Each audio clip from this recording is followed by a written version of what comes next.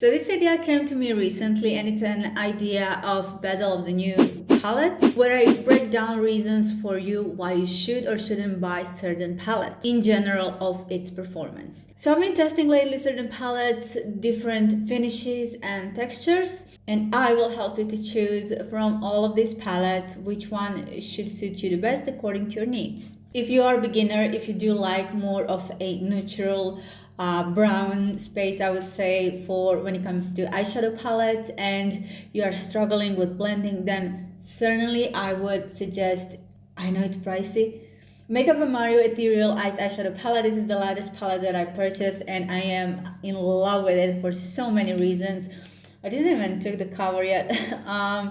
The blendability on this palette is insane, you guys, so it's so easy to work with, and you will love this one for everyday glam makeup. They are the softest mattes that I have tried so far. It is incredible. So besides the price point, if you do have budget that you want to spend on good quality eyeshadows, then this is what I would suggest. We don't have that much finishes in this palette, but if you like a little bit more warmer undertones, you think they would suit you better, or you're just in general loving that shades, then this is the palette that I would suggest as well. So you can see the color story side by side here. This is Sigma Matte palette, and you get 14 eyeshadows, where in Makeup by Mario you get 12. Actually, the pens in Makeup by Mario are a little bit bigger. Anyways, the color story and the finishes are a bit different in this one, but if you are leaning more towards this color story, then I would highly suggest Matte palette as well. Also, you will get this brush, dual-ended brush. This is E38 diffuse crease and E54 medium sweeper brush. Again, I'm not using this one that much for my eyes, but I do use it for other stuff when it comes to face routine. We have multiple finishes here as well, so you can go a light as this and darken your eyes as much as this color right here. Blendability on this one is also really great. I did notice the kickback in the pan for both of these palettes is undeniable, but especially for this one, I can't say that for the matte palette, but for this one, I didn't have any fallout on my underneath my eyes, which was so great. Now, if you are a little bit more skilled with makeup, because for this one you will need skills, and this one actually it's way more expensive than any other palette I'm going to show you today, and that is Danessa Myricks Lightwork 4 palette. It's her latest palette, and I've been wearing two of the multichrome shades on my eyes today, which are Escapism and Out of Body. So these shades are super smooth.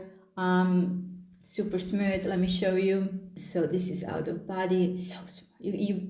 You just touch them and look what you got. Insanely pigmented. Same works for its swatches. I barely touch my skin, and this is what you get. Beautiful. But this works only for velvet chromes. When it comes to this water activated products that we have in this palette, or when it comes to these two shimmers, I didn't like them because they're too powdery, and Intuition and Aura are water activated, but I didn't like the fact that the water will break them down, so I cannot put them in my waterline. Unfortunately, I can use it for a certain other outlining of my eye, but that's about it. And these Heaven and Paradise are so hard to work with. And also with these, I did get my amplifying. Where is it? Where's my brush? Where is my brush? You will get, I have many more. I just moved my studio, so I can't find all of my brushes. So this one came with this palette, and I even use this one for my lighter shade right here. It picks up product great. They are perfect for what they are.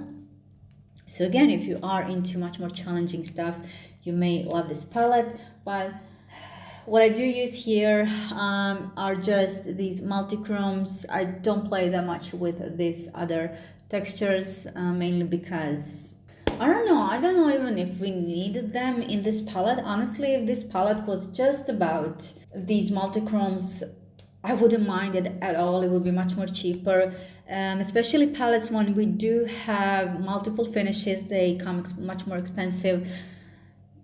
I don't know if we needed that.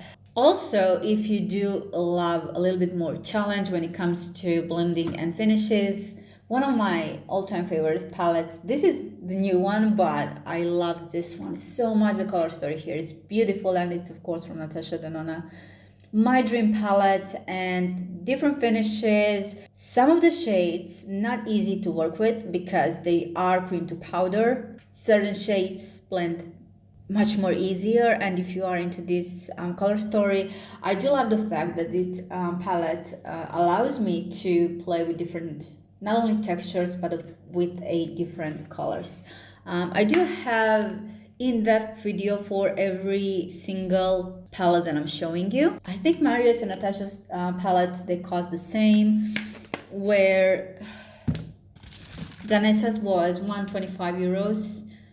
Like I said, the most expensive palette. Is it worth that money? For the multi-chromes, yes, but still it's too expensive, you know. Sigma was cheaper. Next palette that I have mixed thoughts when it comes to it. Certain shades and textures I do love. So as I said, I prefer this side right here, which is much more cooler. This one for me, all I see is orange. I barely use this side. And again, I was excited about these two wet eyeshadows, but I realized I haven't used them in a while and they get dry. They don't have cover. This, for them, it's not enough. Air still can go in easily. So it is not enough, and unfortunately the top gets dry.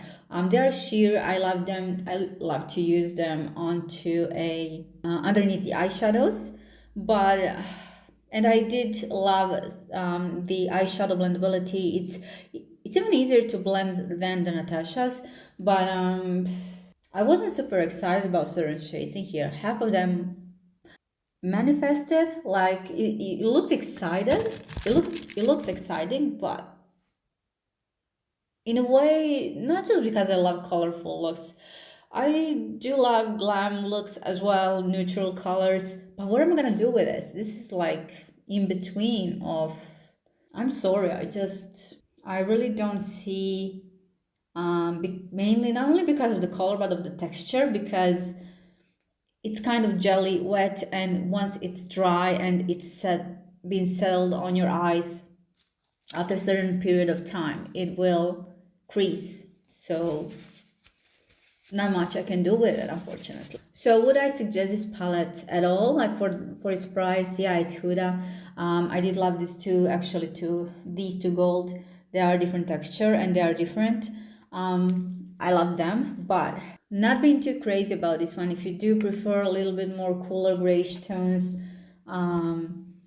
you can get couple of tones from here. They are not comparable to some other shades, any other, actually, for the most part, shades that I have in my other palettes right here, but definitely for what it is, it's not my favorite. I think this should have been developed differently, and especially again on these two wet eyeshadows, we have chunky little sparkles in here, and they go all the way and they fall into my wet eyeshadows, and that's the problem when you want clean, I don't know, to do eyeliner or whatever you want to do with it, and not using for eyeliner because it shears out, and only underneath the eyeshadow, like I said.